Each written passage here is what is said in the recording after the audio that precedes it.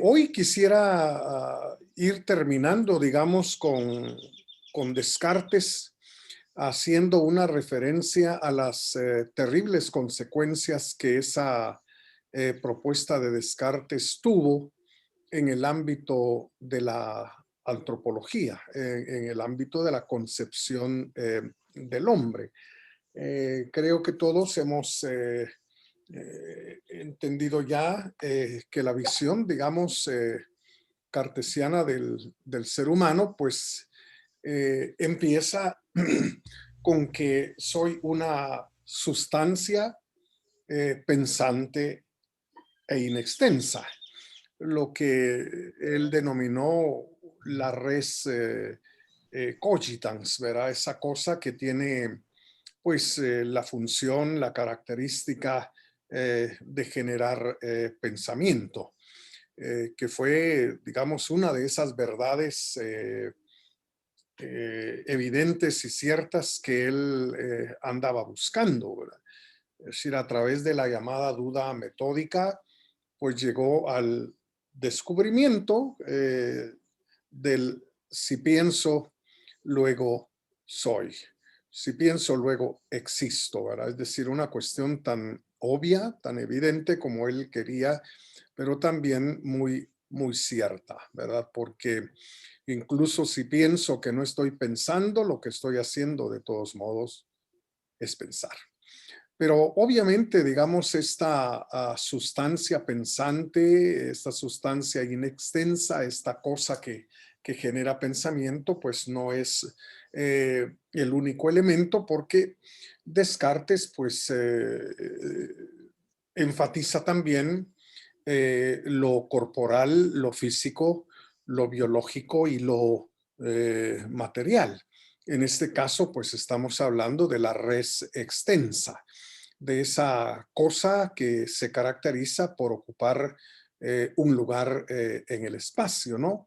Y por supuesto, la concepción que Descartes tiene del cuerpo humano, pues es una concepción que está atada al modo geométrico, como se dice, ¿verdad? More geométrico, ¿verdad? Es decir, al estilo de la geometría, es que él concibe el cuerpo humano, de tal modo que en ese sentido, entre un ladrillo y nuestro cuerpo no hay ninguna diferencia, ¿verdad? Entre un árbol y nuestro cuerpo, pues no hay ninguna distinción, no.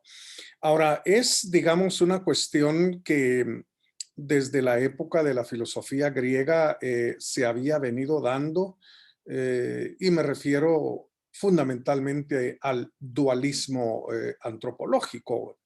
Si recordamos que este dualismo antropológico entre un alma, como se le llamó en la Grecia antigua, y el cuerpo, pues es algo, digamos, que se sostuvo, se creyó, digamos, durante muchísimo tiempo, ¿no? Es decir, el cristianismo también pudo haber contribuido a esa visión, digamos, dualista. Sin embargo, hay que decir una cosa.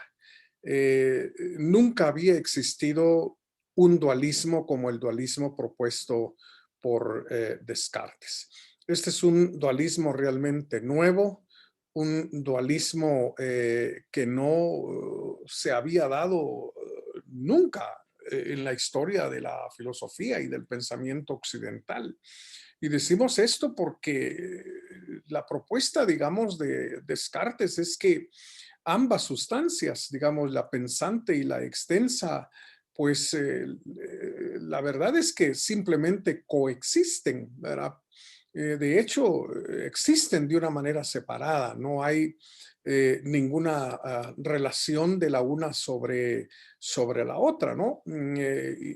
Porque cuando examinamos el dualismo, digamos, platónico, por ejemplo, nos damos cuenta que Platón creía en una incidencia del aspecto, digamos, espiritual y sobre el aspecto puramente material y físico, ¿no?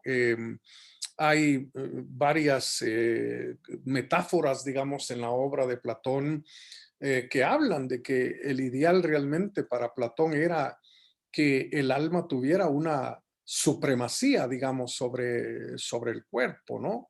Recordamos la metáfora del barco, ¿verdad? Él decía que el hombre es como una especie de nave, un navío, donde el timón pues realmente debe ser el alma y la nave en términos generales es el cuerpo, y entonces es ella la que debe guiarnos, la que debe conducirnos, la que debe tener, digamos, la preeminencia, para decirlo de alguna manera, o la figura, digamos, de los dos corceles, uno blanco y otro de color negro. Y la idea era realmente que el corcel blanco, representando al alma, pues fuera realmente el dominante, ¿no? Y así, pues encontramos que el dualismo desde Platón pues reconocía una relación, digamos, entre el alma y el cuerpo, ¿no? Y que esta, esta relación terminaba en el momento de la muerte.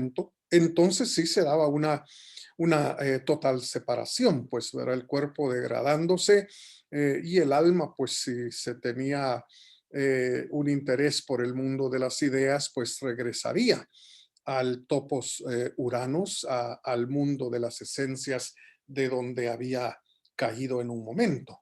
Pero Descartes viene con una propuesta completamente extraña, ¿verdad? Es decir, no hay ninguna relación entre el pensamiento y el cuerpo.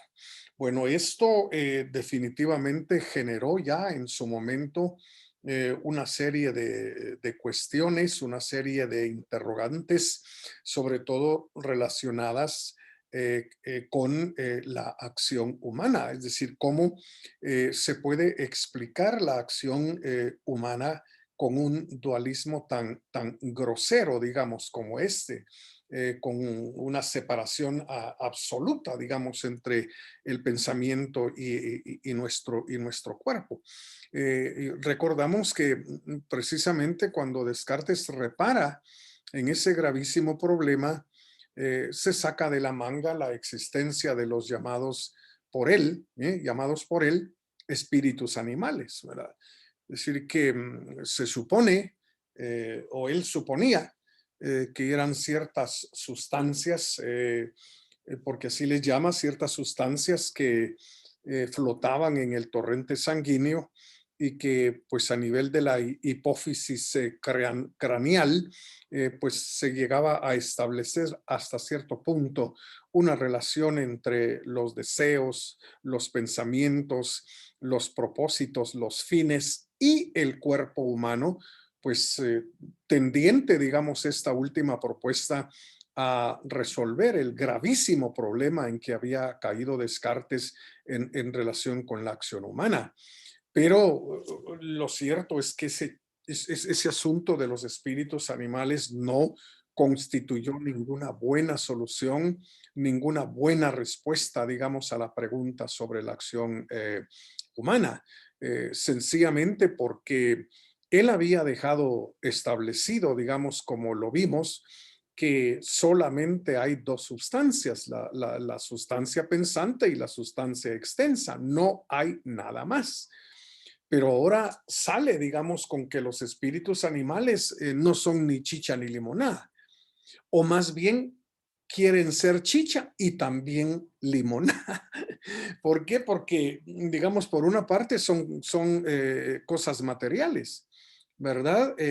Pero por otro lado, son cosas también, digamos, no materiales. Es decir, esta es una cuestión rotundamente contradictoria desde el punto de vista lógico, pero también desde el punto de vista ontológico. Si nos instalamos, digamos, en la concepción del mundo que Descartes realmente tenía como una enorme maquinaria, pues y entonces resulta contradictorio, digamos, la cuestión de los espíritus animales con el propósito de tratar, digamos, de establecer un puente entre las dos sustancias para resolver sobre todo, como digo, el grave problema de la acción humana. Y fue por eso, digamos, que quienes heredaron el pensamiento cartesiano y quienes continuaron cultivando, digamos, esta manera realmente de ver en la realidad, pues terminaron rechazando, digamos, la idea de los llamados espíritus animales. Recordamos aquí, digamos, en primer lugar a Leibniz, ¿verdad? Es decir, Leibniz, pues heredero de la concepción cartesiana del mundo, pues llegó a la conclusión de que era mejor dejar las cosas como al principio Descartes las había colocado, en el sentido de mantener ese dualismo y esa separación total y absoluta entre las dos sustancias, ¿verdad? Porque los espíritus animales no tenían absolutamente ningún sentido y entonces Leibniz viene y mantiene la posición original, digamos, de Descartes.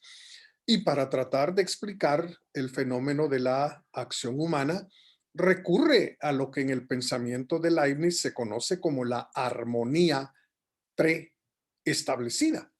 Esto pues significa que el creador pues echó a andar el pensamiento por un lado, la sustancia pensante por una parte y la sustancia extensa por otro, pues las echó a andar como que si fueran dos relojes. Si los dos marcan las 12 en punto, no es porque uno tenga influencia sobre el otro, y tampoco el otro tiene influencia sobre el uno, es decir, se mantiene esa total separación de las dos sustancias. Entonces solo parece que hay una relación entre el pensamiento y el cuerpo, pero en realidad eso es totalmente falso. Lo que ocurre, dice Leibniz, es que el creador echó a andar acompasadamente a las dos sustancias. Bueno, el problema realmente de la acción humana no se resuelve con la llamada por Leibniz armonía preestablecida. Pero también podemos recordar al otro seguidor del pensamiento cartesiano, como fue Malebranche, ¿verdad? Malebranche también se dio cuenta que los llamados espíritus animales pues eran una total contradicción, era algo que no entraba, que no encajaba, digamos, en el sistema general del pensamiento cartesiano. Y entonces Malebranche salió, digamos, con la idea del ocasionalismo. Para Malebranche, el ocasionalismo simple y sencillamente significa que cada vez que hay un pensamiento, hay un deseo, hay un propósito, digamos, a nivel de la sustancia pensante, Dios toma como ocasión ese deseo y mueve el cuerpo como que si el cuerpo fuera un títere, ¿verdad? De tal modo que en última instancia es Dios el responsable del movimiento de nuestro cuerpo y no nuestro pensar, porque la exclusión de las dos sustancias se mantiene, digamos, en el ocasionalismo propio de Malebranche. Entonces, los problemas realmente generados, digamos, por la concepción mecanicista y panfisista de Descartes, en relación con la antropología fueron consecuencias verdaderamente graves, verdaderamente terribles, pues, ¿verdad? Porque yo diría que solo pensando en la cuestión de la responsabilidad por nuestros actos, pues en realidad este asunto no se podría abordar desde la perspectiva del grosero dualismo cartesiano, es decir, nadie sería responsable de sus acciones, de las consecuencias de sus actos, pues llegando hasta el ridículo de hacer responsable a Dios de lo que hacemos, pues dada esa absoluta separación entre las dos sustancias. Bueno, no sé si tenemos alguna pregunta, digamos, algún comentario que queramos hacer. antes de que yo pueda seguir con algunos otros argumentos en relación con las consecuencias de esta manera de ver las cosas. Solo abran su micrófono y hablen. Entonces, licenciado, quedamos que Levins con las mónadas y Malebranche con el ocasionalismo. O sea, que Dios aprovechaba cualquier ocasión para hacer lo que él quisiera. Bueno, sobre todo, O digamos, sea, salvando, y ellos quisieron tratar sí, de salvar algo de Descartes y de esa parte de la metafísica, digo yo. sí, fundamentalmente sí, pero sobre todo, digamos, la concepción del hombre y sobre todo la concepción de la acción humana, ¿verdad? Porque se supone que la acción humana responde a los deseos que cada uno tiene, ¿verdad? Es decir, si yo deseo apagar la luz aquí, pues yo me levanto y voy a bajar el flipón o el switch. Examinar. Sí, ¿verdad? Entonces, pero si Ir realmente a no, pagar. sí, si no hay ninguna relación, digamos, entre lo que yo deseo y mi cuerpo, entonces, ¿cómo se explica la acción humana? ¿Verdad? Y sobre todo, como decía, la Solo que cuestión de tuviera una telepatía, que lo hiciera por telepatía. No, porque Descartes descarta ese tipo de cosas, pues, ¿verdad? Hay que recordar Y yo que también. sí, O sea, yo no, me parece. Me, ¿verdad? me parece, Sí, no. sí, pero sobre todo la cuestión de la responsabilidad, porque así como a mí se me puede ocurrir, digamos, bajar el switch para apagar la luz, pues también se me puede ocurrir meterle un plomazo al vecino de enfrente. Y entonces, pues no soy yo, no fui yo, porque en realidad no hay ninguna relación entre lo que yo deseo y mi cuerpo, ¿verdad? En todo caso, es Dios el responsable, ¿verdad? Por haber movido mi cuerpo y ejecutar aquella acción, pero a mí no me culpen. Es decir, yo no tengo nada que ver en eso, pues, ¿verdad? Entonces, es muy grave realmente la propuesta que Descartes realmente está haciendo, ¿verdad? Bueno, no sé si hay algún otro comentario por ahí. Bueno, la antropología, digamos, no fue la única consecuencia a la que tenemos que hacer alusión. Sí, no fue la única consecuencia de esa visión del mundo mecanicista, de ese reduccionismo a lo físico hecho por Descartes. Las ideas cuesta realmente que calen, cuesta que produzcan, digamos, sus efectos, pero el tiempo realmente no pasa por gusto. Y entonces algunas, digamos, de las consecuencias de la revolución científica que hemos venido considerando y algunas consecuencias del mecanicismo cartesiano comenzaron, digamos, a darse, si queremos decirlo así, socialmente, filosóficamente, científicamente hablando, a partir del año de 1789, cuando se llevó a cabo, como ustedes lo recuerdan, la Revolución Francesa, ¿verdad? Definitivamente la Revolución Francesa tuvo sus orígenes, digamos, en las condiciones en las que Francia vivía por aquel entonces, ¿verdad? Incluso toda Europa, ¿verdad? Eran condiciones en Francia bastante criticables, bastante lamentables. Los gobernantes, los nobles, digamos, que tenían el poder en la Francia pre-revolucionaria, pues tenían absolutamente todas las instituciones sociales a su favor. Es decir, si hablamos del derecho, si hablamos de la economía, si hablamos de, bueno, de todo, realmente estaba orientado a privilegiar a la nobleza, a mantener y preservar el estilo de vida de la nobleza y, por supuesto, de conservar sus privilegios. Y entonces la revolución pues tuvo hasta cierto punto una justificación al querer darle vuelta a la tortilla, como decimos común y corrientemente. Y entonces, pues, comenzando, digamos, con el tipo de gobierno, la revolución comenzó a transformarlo todo, ¿verdad?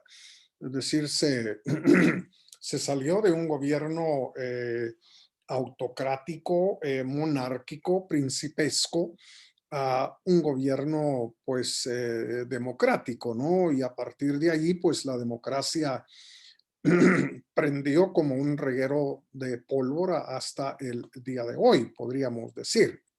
Pero hubo otras consecuencias, digamos, que son las que nos interesan eh, aquí y vamos realmente a mencionar lo que ocurrió con la educación. ¿Verdad?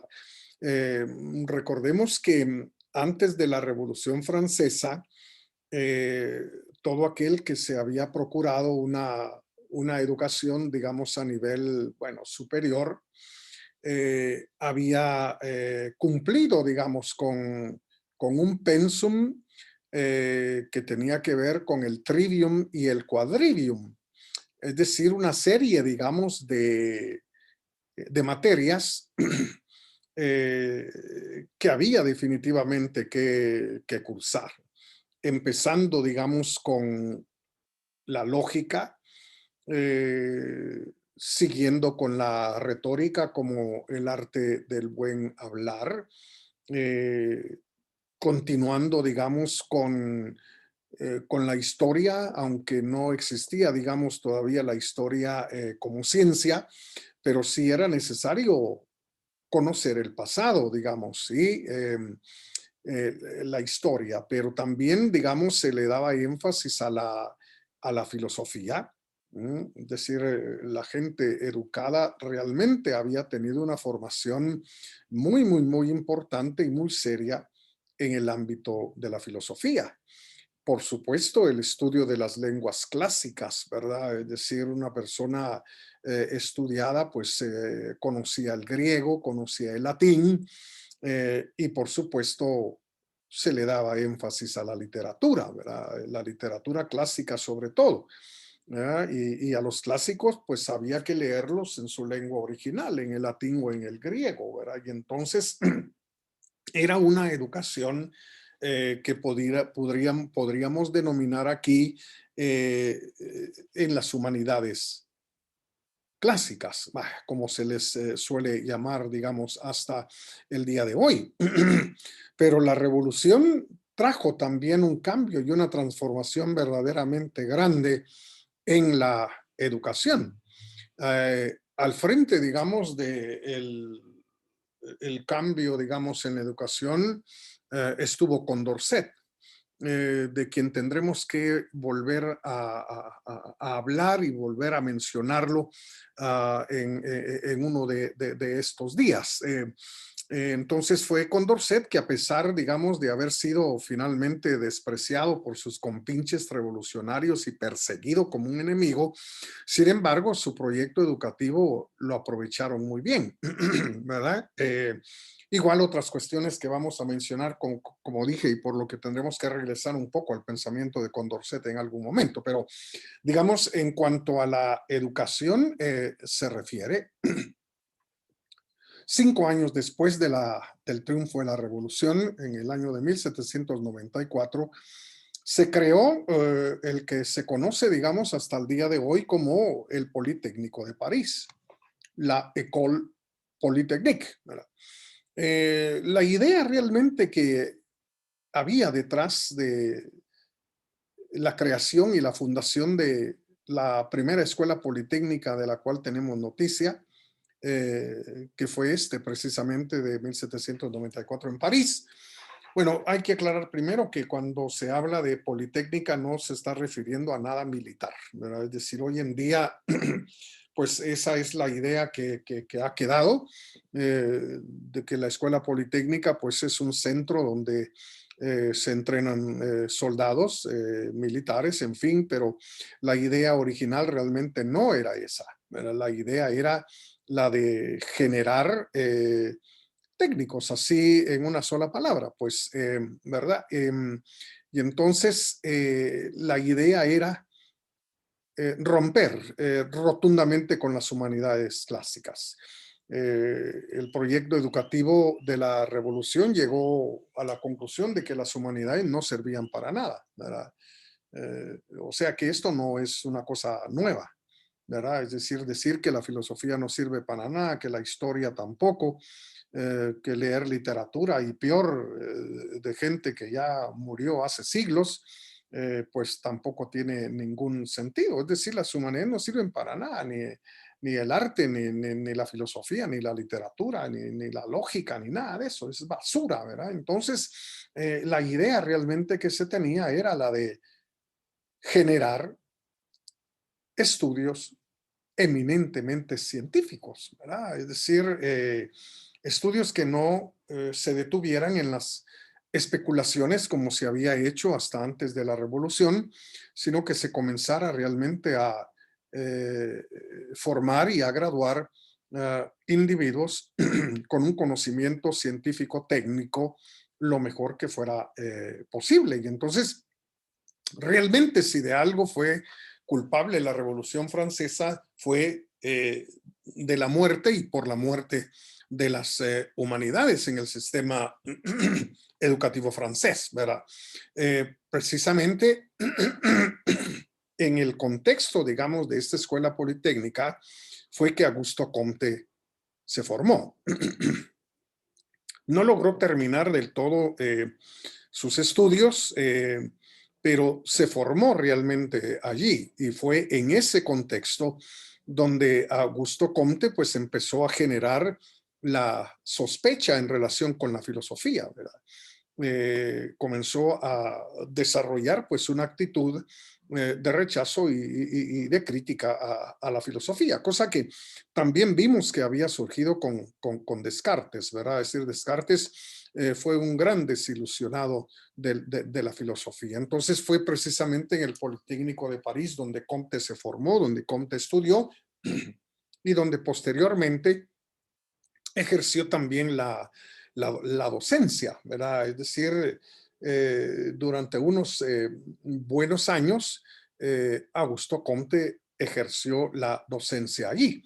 Y recordamos, digamos, para seguir en esta línea de ideas, que Comte le dio a su curso el nombre de Curso de Filosofía Positiva. Es decir, si se va a seguir hablando de filosofía, pensaba Comte, tiene que ser una filosofía eminentemente científica, pues, ¿verdad? Porque la filosofía sola o sola la filosofía no nos provee información acerca del mundo y lo que nosotros necesitamos, pues pensaba Comte, es un conocimiento, digamos, del mundo en el cual vivimos, conocimiento que nos conduzca, como lo vamos a ver en un momento, al dominio y al control de lo que ocurre, digamos, en nuestro entorno. Y entonces, Comte vino a proponer lo que podríamos denominar un monismo metodológico, ¿verdad? Es decir, un único método, cosa que ya Descartes también lo había mencionado, y ese monismo metodológico pues no es otro que el de las ciencias físico-naturales. Comte va a insistir en ello. Igual, insistirá también Comte en el predominio de la inducción, ¿verdad? Es decir,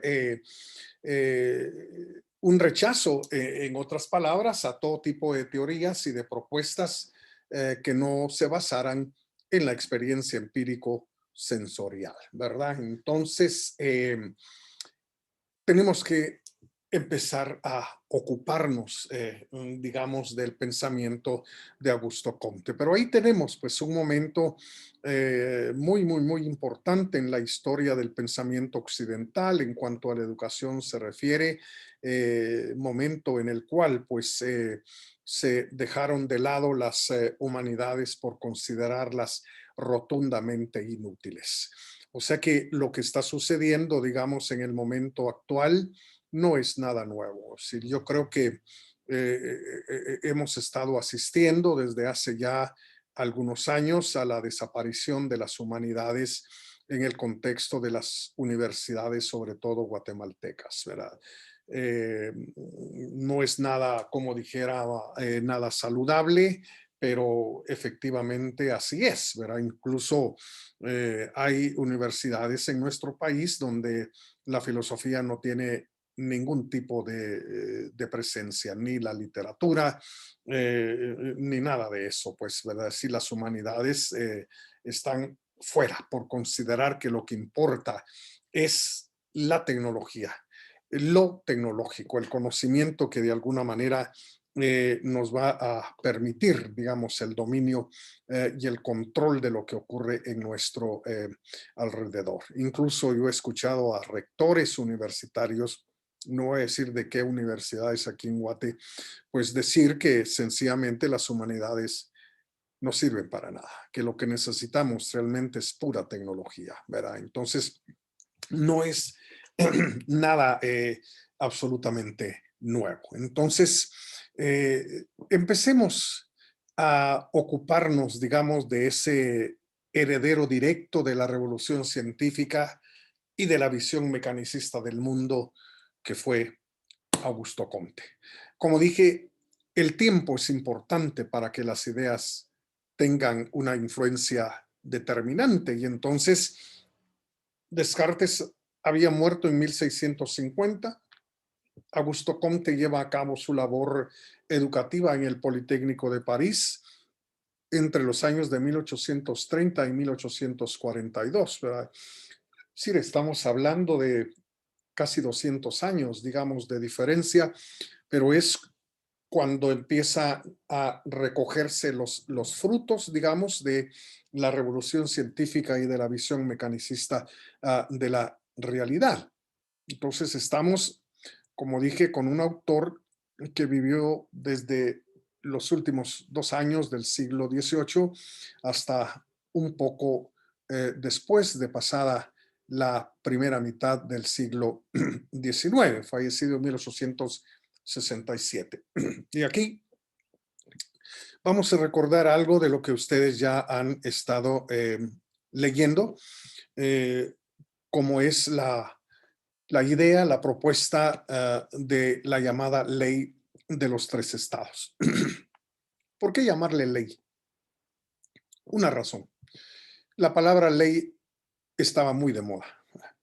La física había puesto de moda la palabra ley. Se trataba realmente de resumir en la formulación de una ley lo que realmente ocurría con los hechos que se dan en el mundo y en el universo. Es decir, que una ley expresa en pocas palabras, digámoslo así, el principio que gobierna la relación entre los acontecimientos que se dan en el mundo físico. Se le dio mucha importancia realmente a la formulación de leyes y entonces, influenciado, digamos, por esa idea de la ley, pues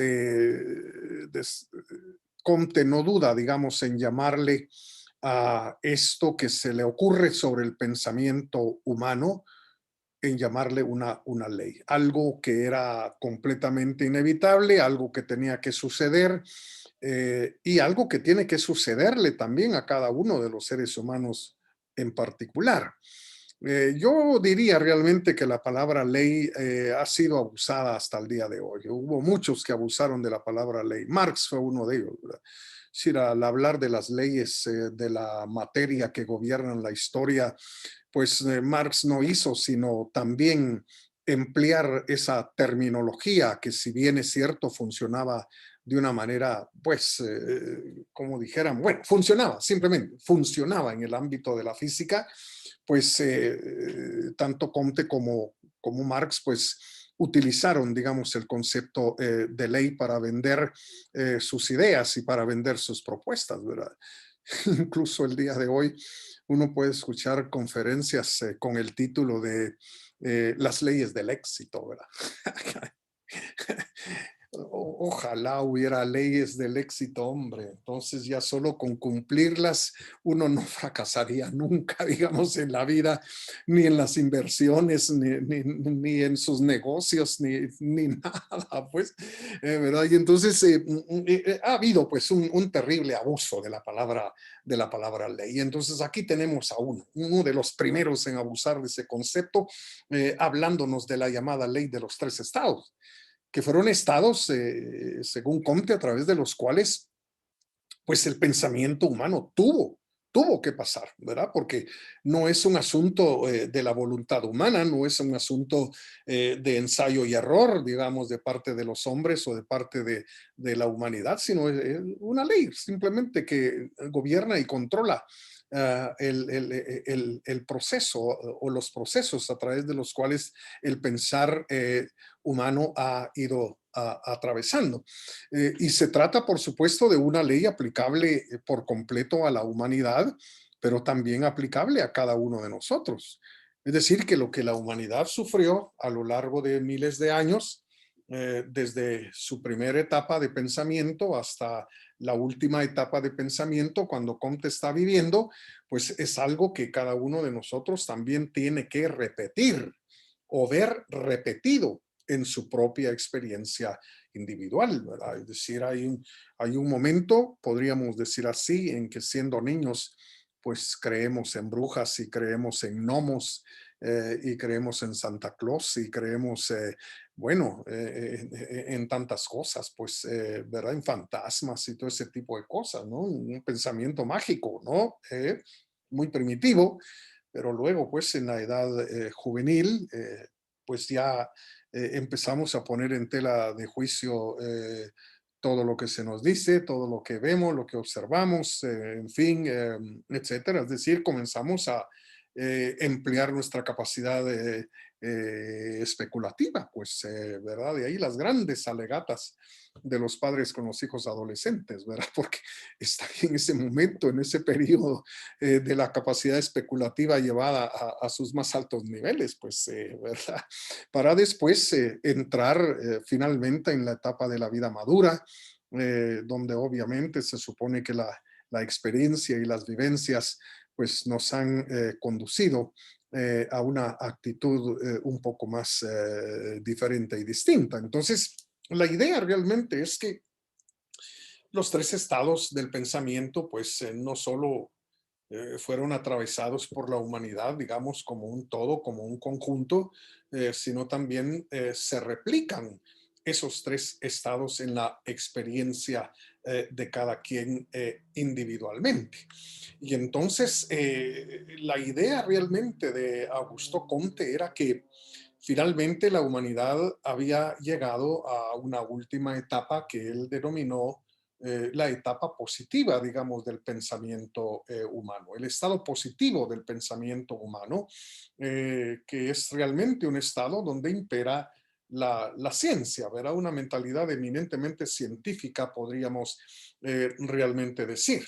De manera, pues, que de algún modo la humanidad viene, digamos, del pensamiento primitivo, del pensamiento mágico, eh, del pensamiento donde las creencias religiosas eran más importantes, la creencia en las divinidades, en fin, etcétera, para luego entrar, digamos, en la etapa especulativa, o sea, propia, digamos, de la filosofía, donde las entidades sobrenaturales pues se cambiaron por esencias, por sustancias, por fines también, ¿verdad? Por finalidades como explicaciones, digamos, a lo que ocurre en el universo y en el mundo para llegar finalmente al estado positivo, ¿no?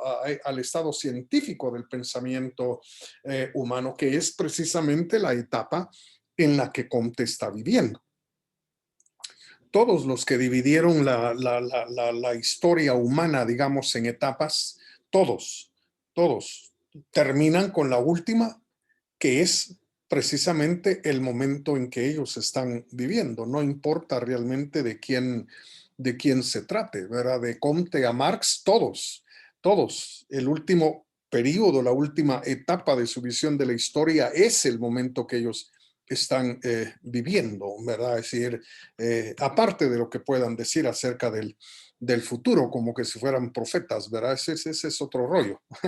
Pero digamos, llegando a esa última etapa, el pensamiento humano, pues deberá abandonar hasta cierto punto, por un lado, la religión y por otro lado, la filosofía, sobre todo entendida, digamos, como un quehacer eminentemente metafísico, con preocupaciones, digamos, de carácter eminentemente ontológico. Entonces la humanidad ha llegado, digamos, a un punto que es el más alto, digamos, de todos. Hay una idea realmente aquí de desarrollo, ¿verdad? Hay una idea realmente de desarrollo, de progreso, si queremos decirlo así. Es decir, el conocer humano, el pensar humano ha venido progresando desde las etapas más primitivas, más salvajes, hasta la etapa donde la ciencia es realmente lo que debe imperar. Entonces, desde la perspectiva de Augusto Comte, lo único realmente que importa son los hechos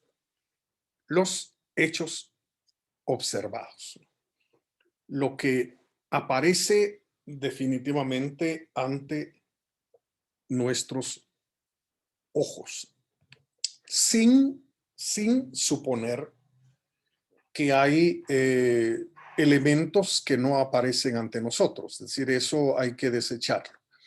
Hay que desecharlo. Es decir, que los fenómenos, sí, lo que aparece ante nosotros es lo único que tenemos que tener en cuenta. Ahora, sí, hay un momento, digamos, en el que Comte llega a afirmar que si hay algo detrás de los hechos, ¿sí? En caso hubiera algo detrás de los hechos, hay que ignorarlo. Hay que dejarlo a un lado porque entonces ya no estamos eh, demostrando una actitud positivista o científica. Ni siquiera, por favor, hay que andar buscando explicaciones, ¿eh?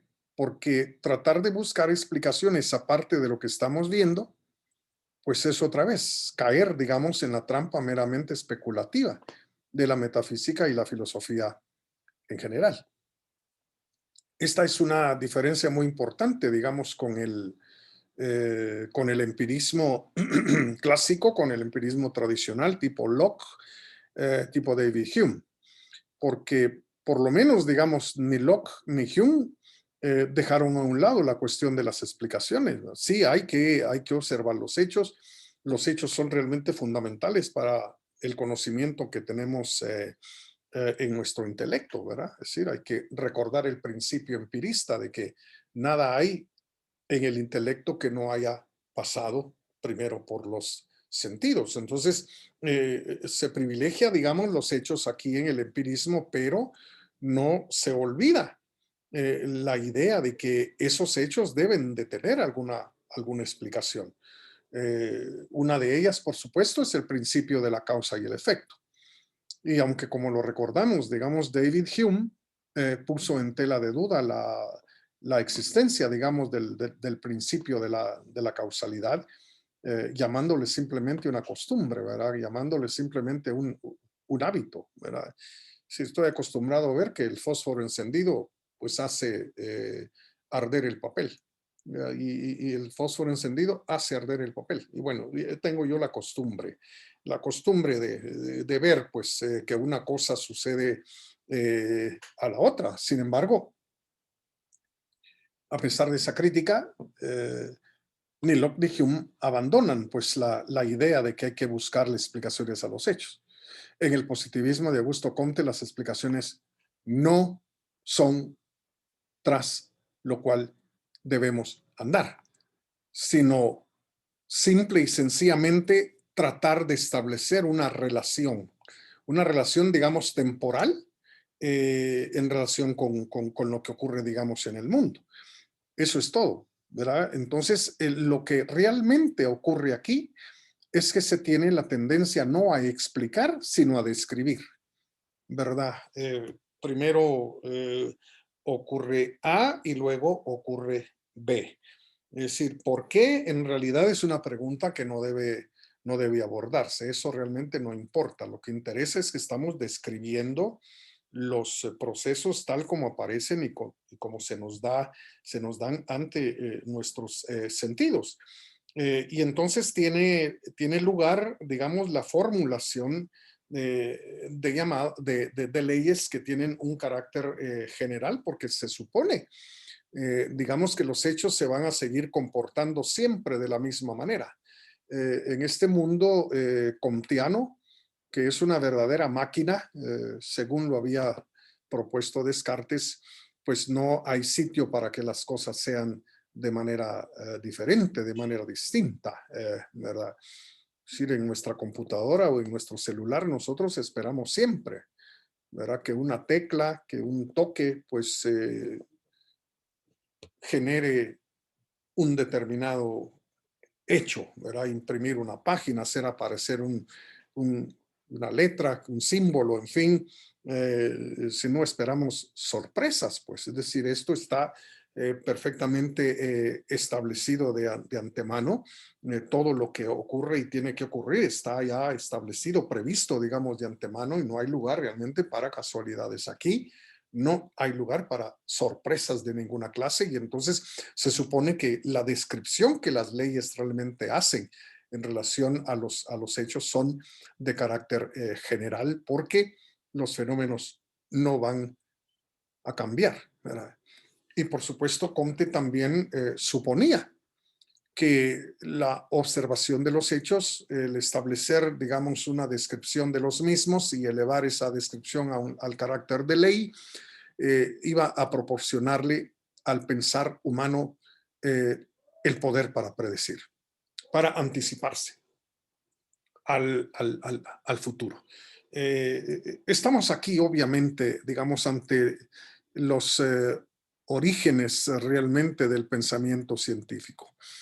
Hoy, pues, se pone en tela de juicio todo este tipo de cuestiones que a Comte realmente le interesaron, ¿verdad? Es decir, la misma filosofía de la ciencia, desarrollada por gente como Paul Feyerabend, por Carl Raimund Popper, en fin, pues nos ha llevado a otro tipo, digamos, de consideraciones en relación a lo que la ciencia realmente debe hacer y a qué se debe dedicar, ¿verdad?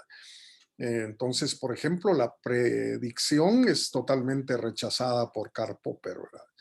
Es decir, recuerdo uno de los dichos lapidarios de Karl Popper cuando le hablaban de la posibilidad de la ciencia para predecir, para anticipar el futuro, ¿verdad? La respuesta de Popper fue, miren, dejemos la adivinación donde debe estar, en la feria, porque solo a la feria va uno a que un canario le saque un papelito, ¿verdad?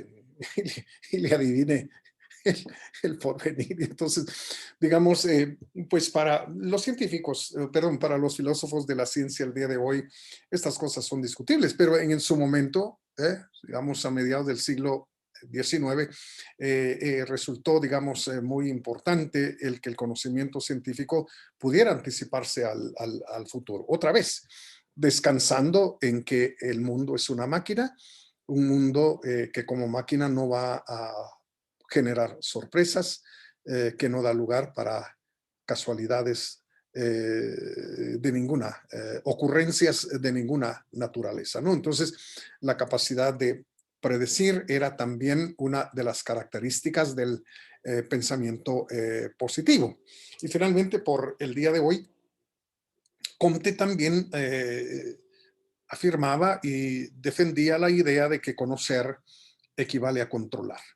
Es decir, si el conocimiento que tenemos, digamos, del mundo no nos permite el control, digamos, de ese mundo, de sus fenómenos, de sus hechos, pues en realidad nuestro conocimiento no tiene cientificidad alguna. Ahora aquí alguien podría decir, pero ¿cómo es que se puede tener control sobre lo que ocurre en el mundo siendo una maquinaria? Bueno, sucede que sí es posible, ¿verdad? Es posible controlar en cierta medida y en cierto modo lo que ocurre en la gran maquinaria del universo una vez que llegamos a entender, digamos, cuál es la relación que hay entre los fenómenos, entre los hechos, entre los acontecimientos que se presentan.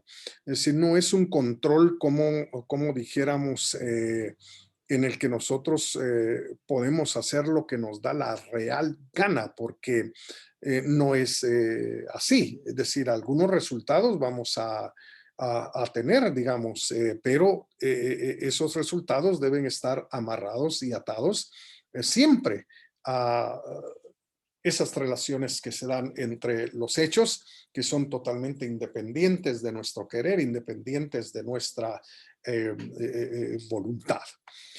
Bueno, yo quisiera dejar esto aquí el día de hoy. No hemos terminado todavía con la propuesta comtiana y vamos a partir de este punto la próxima vez.